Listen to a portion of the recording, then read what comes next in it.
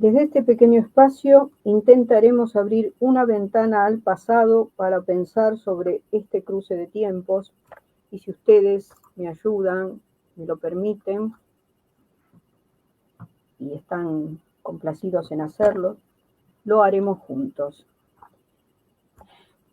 Mi nombre es Norma Demi y estoy nuevamente con ustedes en este espacio que le agradezco al profesor José Chacoma, que me permite estar acá.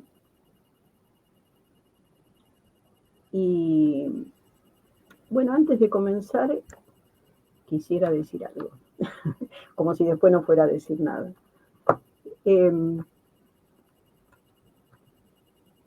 A esta altura de mi vida, que es bastante, ya he caminado, y para aquel que esté interesado o aquella, este año voy a cumplir 74 años, 7-4.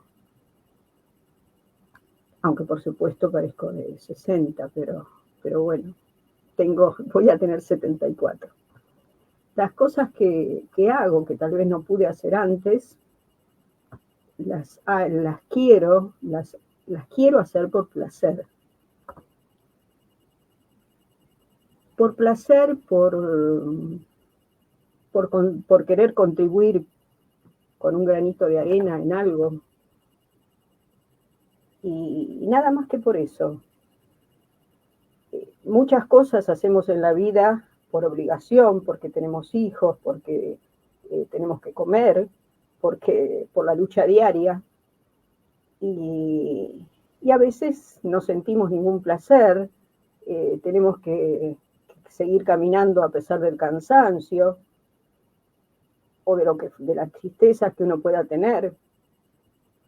Y en este momento yo tengo mucha tristeza por todo lo que está ocurriendo en el país, porque veo que la autoridad máxima realmente no entiende nada, o soy yo la que no entiendo, ya estoy en la duda. Y trato diariamente de que no me ocurra lo que me está ocurriendo en este momento. Porque cuando me ocurre lo que me está ocurriendo, es decir, sacar a flor de piel lo que uno tiene internamente, después me cuesta volver a meterlo y tener la sonrisa.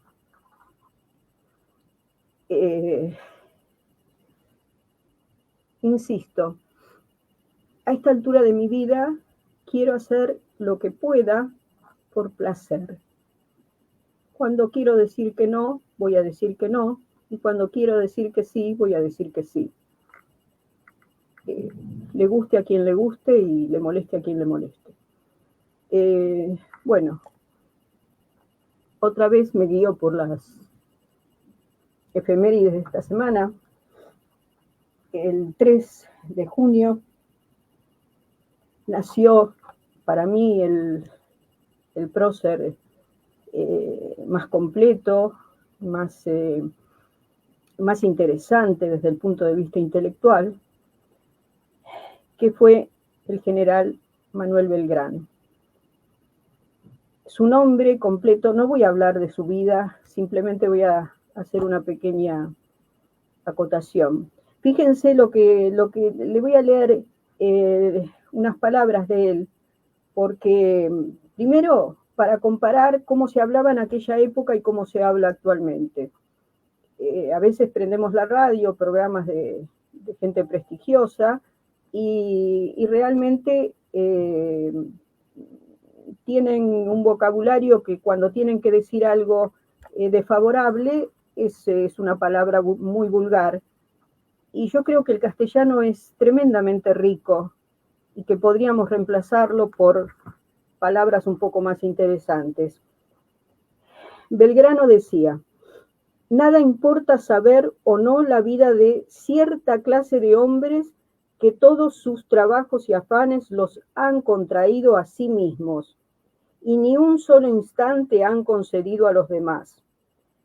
Pero lo de los hombres públicos, sea cual fuere, debe siempre presentarse o para que sirva de ejemplo que se imite o de una lección que retraiga de incidir en sus defectos. Es un poco complicada la oración, pero si la analizamos, se está refiriendo a aquellos hombres comunes que somos todos, que trabajamos y nos olvidamos del que tenemos al lado. Pero si se llega a ser un hombre público, hay que dar el ejemplo, ¿no es cierto?, a la sociedad que nos ha elegido como personaje público, y si no sirve, si esa persona no es idónea, mejor dejarlo pasar, ¿no es cierto?, pero mostrar esos defectos. Bueno, el general Belgrano se llamaba Manuel José Joaquín del Corazón de Jesús. Fíjense cuántos nombres tenía esta criatura que nació el domingo 3 de junio de 1770. ¿Por qué se le ponía tantos nombres a una criatura? Primero, para quedar bien con los parientes, ¿no es cierto? Y segundo, porque fíjense ustedes, se los ponía bajo la advocación de un santo o de la protección de la iglesia, porque había enorme mortalidad infantil, tanto en las familias pudientes como en las no pudientes. Y a él lo bautizaron justamente al otro día, ¿no?, de haber nacido. Para darle justamente esa protección. El padre se llamaba don Domenico Belgrano Peri, la mamá María Josefa González Casero, que se casó a los 15 años ella, pero no nos tiene que asombrar esto, porque era justamente lo que se buscaba, el hombre buscaba una jovencita, porque la idea era tener una familia numerosa. Y esta muchacha evidentemente la tuvo, porque llegó a tener 13 hijos, fallecieron 3 de esos 13 hijos, o sea que si sacamos la cuenta, esta joven pasó prácticamente toda su vida embarazada. Bueno, en algún momento voy a hablar de Belgrano, de su personalidad, de su obra, porque realmente para mí es el que tuvo más claridad en cuanto al proyecto, y ya todavía estando bajo el mando realista, ¿no? O sea, él expuso cosas muy interesantes propuso cosas muy interesantes para llevar a la práctica. Bueno, otra fecha que también creo yo que pasó desapercibida, fue el 4 de junio. El 4 de junio de 1943, 1943, estábamos en plena Segunda Guerra Mundial, como de costumbre, que eso es lo interesante que tenemos que ver en nosotros. ¿Cómo se soluciona esto? Dentro del ejército siempre tenemos como antagonismos. En todos los sectores de poder hay antagonismos. Dentro del ejército en ese momento ocurría lo mismo. Estaban los que estaban a favor de los aliados, Estados Unidos, Inglaterra, y estaban el otro sector que eran pro eje, ¿no es cierto?, Alemania. Y bueno, esto se tenía que resolver de alguna manera. Estaba como presidente Ramón Castillo, hubo ahí ciertos problemas que hicieron que Castillo renuncie, y va a ser reemplazado por Rawson. Este Rawson va a durar nada más que 3 días, porque se dio ese famoso golpe dentro del ejército, que se va a llamar, la sigla va a ser GOU, Grupo de Oficiales Unidos, que era un grupo nacionalista, y dentro de este, bueno, le va a dar lugar, el que va a pasar a ser el presidente va a ser el general Ramírez, Pablo Ramírez, y de ese grupo de militares había un coronel ignoto todavía, que era el coronel Juan Domingo Perón. Bueno, ahí ya comienza a gestarse un nuevo momento histórico para nosotros, ¿no? También va a haber, Ramírez va a renunciar, le va a dar lugar va a ser nombrado Farrell, después, bueno, Farrell, no voy a describir todo lo que ocurrió, lo va a nombrar vicepresidente a Perón, que de a poquito iba escalando posiciones, ¿no? Y va a ser el único que va a detentar los tres cargos, de vicepresidente, de ministro de guerra y de secretario de Trabajo y Previsión. Y allí, en ese secretario de Trabajo y Previsión, que nadie quería agarrar ese espacio, él hizo su tarea, acompañado, como ya les dije en algún momento, por la radio, y bueno, va a lograr el favor del pueblo, de la parte obrera, y los militares van a estar observando todo lo que se va a desencadenar hasta que va a terminar en el famoso 17 de octubre del 45.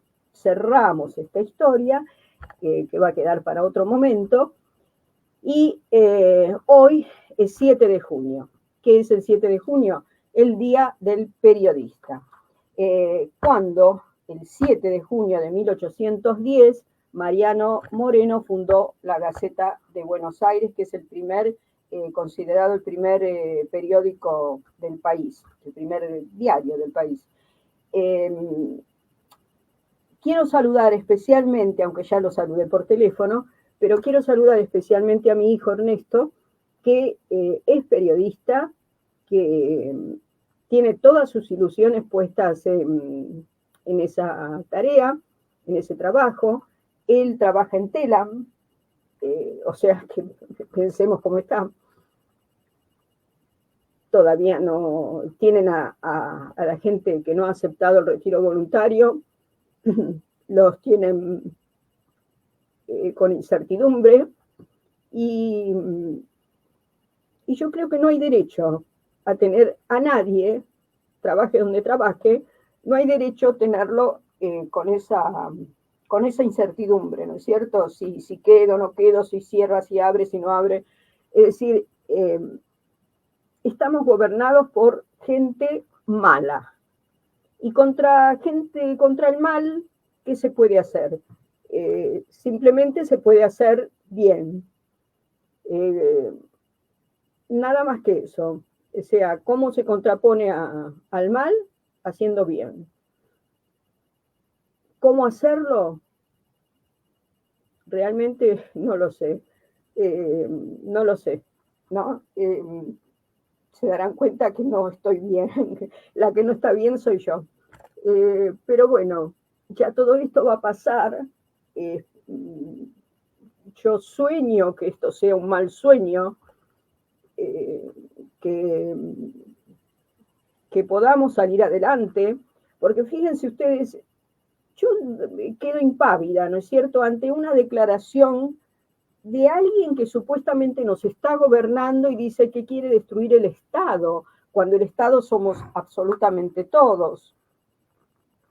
Y dice que no lo va a destruir totalmente porque nos invadirían. ¿Qué es lo que estamos viviendo, señores? ¿Qué es lo que estamos viviendo? ¿Qué país queremos, digo yo?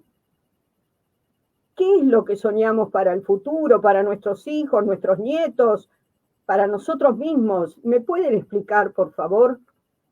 Porque entonces todo esto que estoy hablando del siglo XIX y de las luchas y de las mujeres y de no sé qué, como ese, ¿de qué sirve si hay alguien hoy,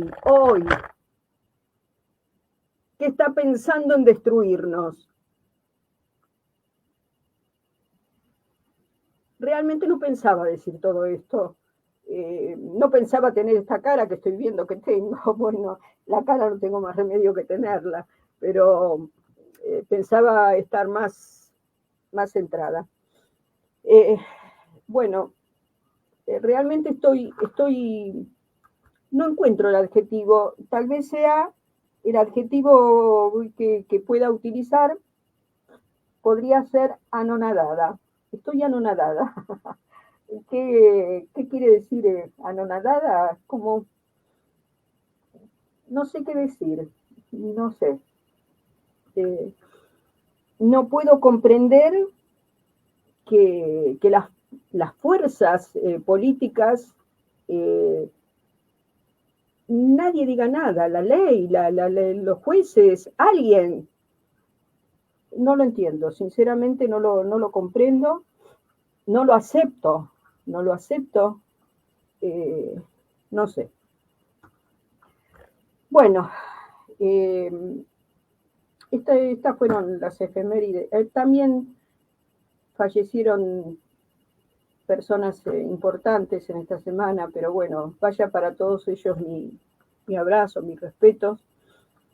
Y, y voy a empezar con lo que les preparé para hoy. Hace un tiempo, José me dijo cuándo iba a hablar de la guerra contra Paraguay. Me acordé de eso, si bien en ese momento algo le hablé, pero bueno, voy a centrarme más que en la guerra, en la, en la figura de una mujer que acompañó a Francisco Solano López, al general Francisco Solano López. Voy a volver a repetir más o menos. Paraguay había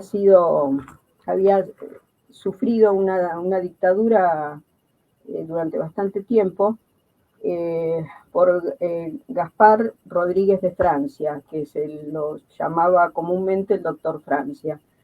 ¿Qué fue lo que hizo? Cerró a Paraguay,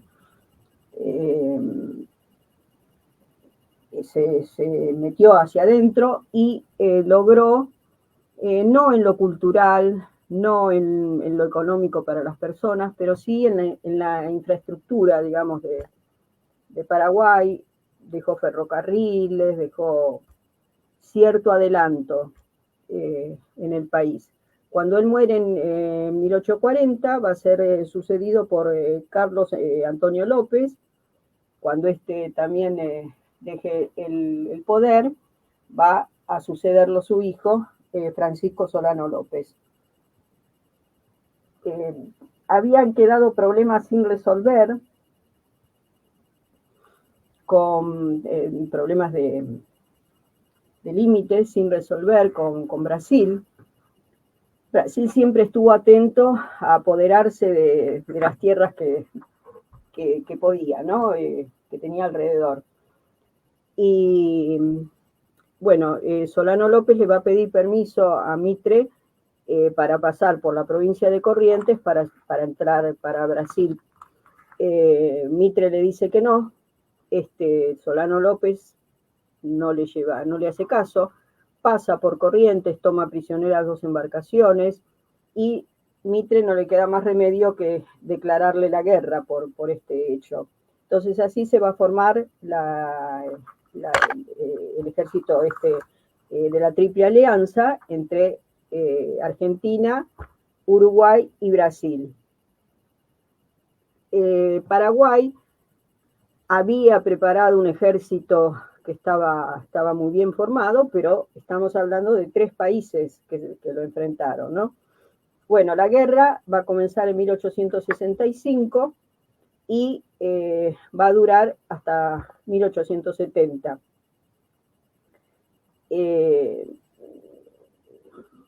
Luchó todo el mundo en Paraguay.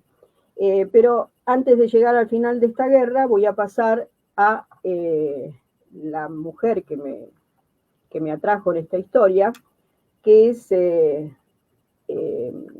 era llamada la princesa de la selva, Madame Lynch, que fue la compañera de Solano López. Esta muchacha había nacido en Irlanda en 1833,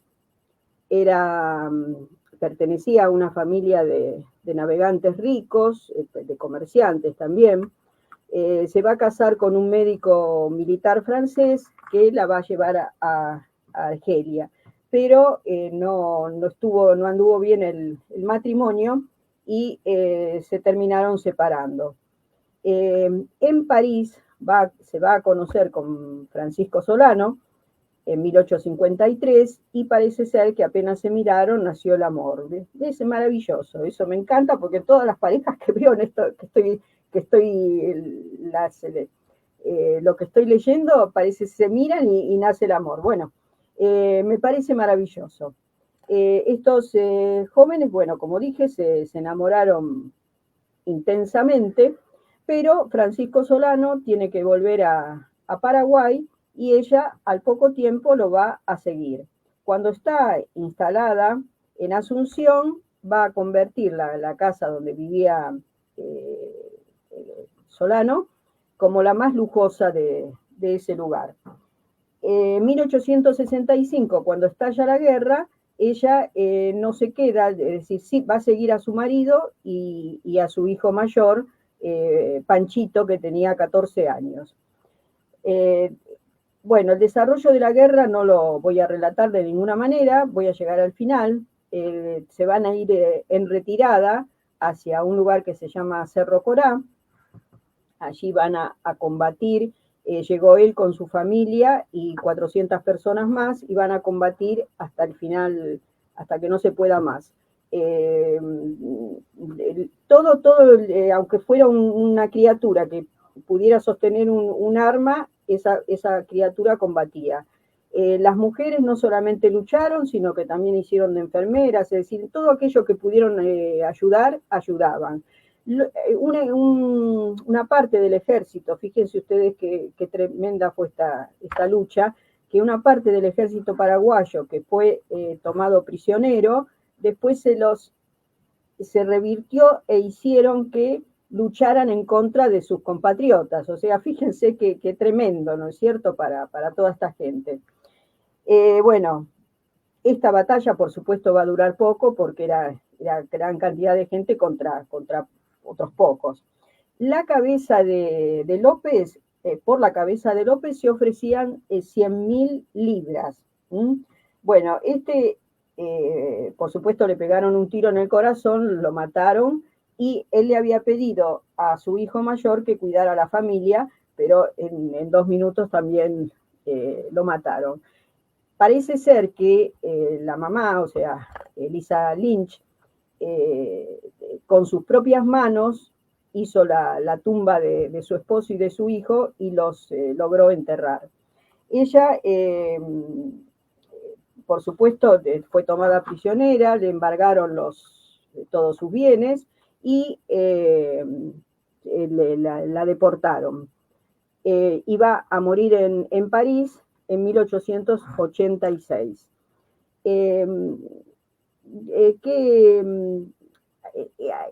Paraguay quedó arrasado, ¿no? Esto es lo que tenemos que tener en cuenta, que creo que hasta el día de hoy no ha podido levantar cabeza. Las mujeres que quedaron y los hombres que quedaron, es decir, los hombres podían tener 10 mujeres, cada hombre podía tener 10 mujeres para volver a poblar otra vez el territorio. O sea, fíjense ustedes lo tremendo que fue esto. ¿Cómo termina? Siempre la Argentina, no sé. Por un lado me pone contenta, pero por otro lado, sinceramente a veces no comprendo, porque somos los que perdemos territorio y cuando lo podemos tener somos tan correctos que, bueno, ahí va a surgir una doctrina que era la victoria no da derechos. El pedido de las tierras se hacía junto con Brasil. Brasil, cuando ve que la Argentina se pone en esa postura, rompe el tratado que tenía y se va a quedar con todo el territorio que pueda de Paraguay. En cambio, la Argentina lo somete a la mediación de Estados Unidos y ganó Paraguay. O sea que con todo lo que se hizo, no se recogió ningún triunfo de nada. Y además, acá hay otro problema, porque los líderes, los gauchos federales nuestros, que eran convocados para ir a esa contienda, no lo querían hacer, porque se identificaban más con los paraguayos que con los de Buenos Aires, con el mismo Urquiza. Urquiza también le estaban pidiendo que intervenga a favor de Paraguay y sin embargo se puso del lado de Buenos Aires. Acá también tenemos que ir viendo la actitud de Urquiza, ¿no es cierto? Bueno, con esto cierro. Una Madame Lynch, una mujer que estuvo al lado de su esposo hasta último momento. Que eso también, si bien no fue una mujer como otras que descollaron por algún otro motivo, por lo menos se pudo estar al lado de su familia, no la abandonó en ningún momento. Bueno, no sé si usted querrá hacer algún intermedio con alguna música, José, o si tiene ganas, si no, yo sigo con... No, yo tengo ganas siempre, pero bueno, como usted diga, lo que pasa es que no prepara nada, pero... No, pero bueno, algo sabe, ¿no? Bueno, algo conozco. A ver. ¿Esta es la ¿sí? guitarra? Sí, esa. Sí, es una guitarra. Esta es María, sí. Esta es María.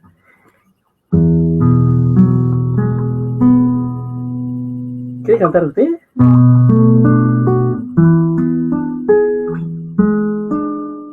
¿Qué quisiera escuchar? A ver, cuénteme. Lo que usted quiera. Algo alegre, por favor.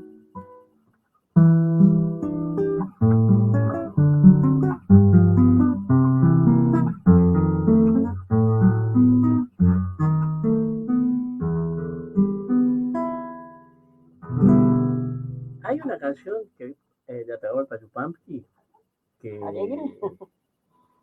No tengo canciones alegres. Yo en mi repertorio no tengo canciones alegres. Es más, me gustan algunas chacareras, por ejemplo. Pero me peleo porque, claro, tengo mi edad también y me olvido las letras. No tengo las letras presentes. Pero, sí, canciones que me gustan. O sea, hay una canción que yo la grabé no hace mucho que se llama Paraguay Perdón. Eso acordar. Pero no me acuerdo la letra. No, yo te estoy recordando que Carlos Guido Hispano, un poeta de esa época, le dedicó unos versos que lo aprendí en la escuela primaria que se llamaba Carlos Guido Hispano. Llora, llora Urutaú en la rama del Yatay. Ya no existe el Paraguay donde nací como tú. Llora, llora Urutaú. No me acuerdo nada más que eso. Qué lindo, qué lindo. Se llama, creo que el título es Nenia. Sí, realmente es una historia. A mí me da mucha tristeza cada vez que recuerdo esta guerra, porque no nos enorgullece en absoluto, al contrario, es una mancha que tenemos. Y me olvidaba de decir, porque esta es la frutillita de la torta, siempre me van a escuchar, por eso soy escalebenista. ¿Quiénes estaban detrás de esto? Los ingleses, que obviamente estaban en plenísima revolución industrial, y no era que Paraguay les iba a hacer sombra, pero intuían como algún atisbo de emancipación. Y no se podía y no se puede permitir que un país saque los pies del plato de esas. El plato es el país central, ¿no es cierto?, la metrópoli. ¿Y cómo vamos a sacar los pies del plato? ¿Cómo van a buscar cualquier subterfugio para que caigamos y recontracaigamos? Pero eso está dado por la división que tenemos entre nosotros, que sea el tema que fuere, siempre están los blancos, los colorados, los negros, los amarillos, los azules. Eso es lo que nos pasa. No nos podemos poner de acuerdo nunca. Creo que solamente que fue estupendo, porque dimos un ejemplo de cordura o de en el Mundial. ¿Ustedes se dieron cuenta la cantidad de gente que salió a la calle sin chistar? Sin chistar, y caminaron por todos lados, fueron, vinieron, viva, viva. Y ay. Bueno, cante, José, por favor. Sí, es verdad. ¿Y son muchos los territorios que eran de Paraguay que quedaron para Argentina? No quedaron territorios. ¿No quedaron nada? Es más, Tarija, que ahora es boliviana, era argentina. Se perdió en la época de Rosas. Mire, yo lo que tenía en mala información, obviamente equivocada, seguramente, que hay un Chaco que le llaman el Chaco paraguayo.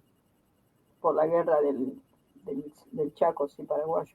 Claro. Paraguayo-boliviano. Pero esa creo que también, no le sé hablar bien de eso, pero fue por la salida al mar, que ahí pierde la salida al mar. También hubo una guerra con Chile, vio todo un... Pero eso es por la división que hicieron entre nosotros y bueno, la patria grande soñada por Bolívar, por San Martín, no existió, ni existe, ni existirá. Claro, bueno, ahí va. Caminito del indio, sendero colla sembrado de piedra. Caminito del indio, que junta el valle con las estrellas. Caminito del indio, que junta el valle con las estrellas. Caminito que anduvo de sur a norte, mi raza vieja, antes que en la montaña la Pachamama se ensombreciera. Antes que en la montaña la Pachamama se ensombreciera. Cantando en el cerro, llorando en el río, besaron tus piedras. Camino del indio, el sol y la luna, y este canto mío, besaron tus piedras. Camino del indio, camino del indio, camino del indio.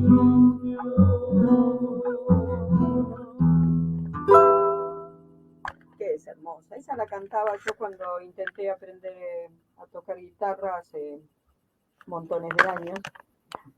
Y sí, me salía linda. Y claro, claro. No, con otra tonada de... Claro, cada uno tiene una propuesta. Qué sé yo, bueno. Claro, y resulta que, bueno, Atahualpa lo hizo esto, fue la primera canción que hizo cuando tenía 16 años. Bueno, qué maravilla. La primera. No, los que salen poetas, los que tienen ese don maravilloso de escribir una oración y que salga estupenda, bueno, son personas que están tocadas, bueno, como cualquier cosa cualquier parte del arte, ¿no es cierto? Bueno, y ya que estamos como que escribió a los 16 años, le voy a hablar de una mujer, también de una vida interesante, que está considerada la primera escritora nuestra, que es Juana Manuela Gorriti.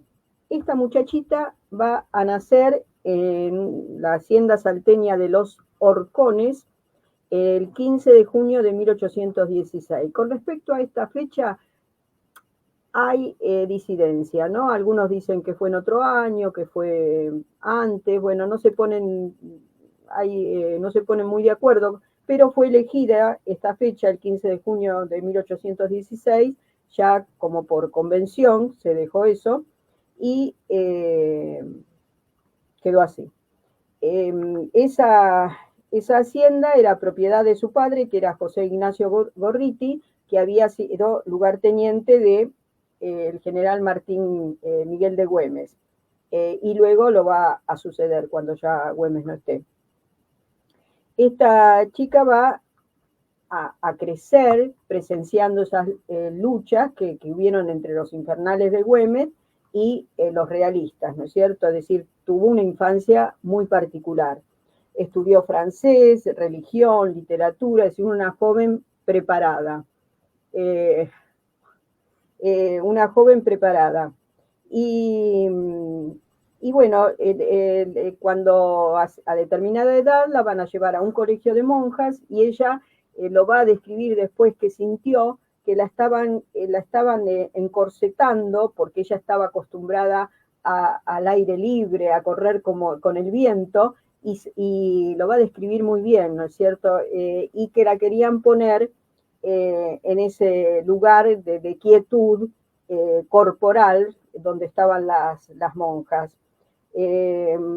Bueno, el padre de ella va a gobernar entre 1827 y 1831, y por esas cosas de la política, aunque era federal, va a quedar del lado de los unitarios, y esto va a hacer que tenga que exiliarse en Tarija, ¿no es cierto?, con toda su familia. Allí Juana Manuela va a conocer a Manuel Isidoro Belzú. Se van a casar en 1833, van a tener 3 hijas, de las cuales una va a fallecer. No podemos decir que fue un matrimonio feliz, para nada, porque está mechado, por lo menos por los comentarios, ¿no?, de infidelidades, bueno. Pero lo que tiene Juana Manuela, que era muy culta y va a empezar a brillar en las tertulias que ella hacía en las distintas ciudades que recorría. Bueno, a Belzú el presidente de Bolivia lo va a nombrar gobernador, y parece ser, según cuentan la leyenda, que tuvo un affair con este presidente, que era José Balivián. Y esto, por supuesto, hizo que el matrimonio se separe. Ella se va a ir con sus hijas a Lima y allí va a vivir, se va a ganar la vida enseñándole a niñas de familias acomodadas, les enseñaba a leer, a escribir, y mientras tanto ella desarrollaba también todo su aspecto intelectual, ¿no es cierto? Va a escribir y va a escribir su primer novela y la va a publicar. Esta novela primera de ella se va a llamar La Quena, y parece ser que el motivo, fíjense que avanzado, parece un teleteatro, era la disputa entre 2 hombres por el amor de una mujer, ¿no? Bueno, fue muy, muy respetada esta mujer. Va a venir a Buenos Aires en 1874, que estaba todavía el presidente Sarmiento. Parece ser que le va a dar una pensión con la condición de que solamente la usara mientras residiera en Buenos Aires. Una vez que, si ella salía de Buenos Aires, se quedaba sin pensión. Efectivamente, ella va a volver a Lima, bueno, va a estar un tiempo, y después va a volver a Buenos Aires, ya bastante mayor, y va a fallecer aquí en 1892. Fue una prolífica escritora, escribió sobre Camila O'Gorman, sobre Felicitas Guerrero, que esa novelita que ella escribe sobre Felicitas Guerrero, logré leerla, no la he vuelto a encontrar, es sobre los últimos momentos de Felicitas Guerrero, narra muy bien los hechos, y se me ocurre a mí que tiene que tener bastante de verídico, porque siendo contemporánea de los hechos, imagino yo que habrá preguntado, habrá consultado, habrá hablado con algún testigo para escribir esa novelita, ¿no? Por eso le doy crédito. Y además, fíjense qué interesante también, escribió un librito sobre cocina ecléctica, como antecedente a lo que va a ser, muchísimos años después, nuestra Petrona Carrizo de Gandulfo, que el libro de esta mujer, Petrona, está en primer lugar en las ventas. Es el libro más leído en nuestro país, por lo menos hasta hace un tiempo era el libro más leído en nuestro país. O sea, fíjense por dónde pasa el interés de los argentinos, ¿no es cierto? Por lo menos pasaba en otro momento histórico. A ver, bueno, esta muchacha, Juana Manuela, está considerada, como ya les dije, la primera escritora nuestra, y bueno, con esto cierro y voy a cerrar ya que a José cerramos muy temprano hoy, ¿no? Me apresuré a contar muy rápido la historia. Pero bueno, les voy a contar, usted la otra vez me dijo que cantara el tango Como dos extraños. Yo dije que no lo sabía y no lo sé, la verdad. Pero la historia de Como dos extraños parece ser que una muchacha cordobesa se encontró trabajo en un cabaret que había en esa época, estamos hablando entre el 30 y creo que duró hasta la década de los 80, ¿no? El Marabú. Era un cabaret y parece ser que esta muchacha era muy bonita y por eso la tomaron allí. Ella empezó a tener relaciones con un mozo del lugar y un día, bueno, hay dos versiones. Una, la de Cherqui Vialo, que dijo que desapareció así como de la nada, y otra que busqué yo, que una noche se presenta un señor, la tomó de los cabellos y se la sacó, y los demás, los que estaban presenciando eso, no pudieron hacer nada porque él sacó la partida de matrimonio, por lo tanto vieron que era el esposo, y se la llevó más o menos a las patadas, ¿no? Otra vez nuevamente a Córdoba. Este mozo, que había quedado prendado de ella, por supuesto habían tenido una fogosa relación, y pasa un tiempo, y como lo veían mal, los compañeros lo van a incitar para que vaya a buscarla, para que vaya a ver qué pasó con ella. Él, porque se ve que no era muy fácil viajar, hizo todo lo posible, que también era cordobés él, y se fue a Córdoba a buscarla. Y cuando estuvo frente a ella, se desilusionó totalmente. Según lo que busqué yo,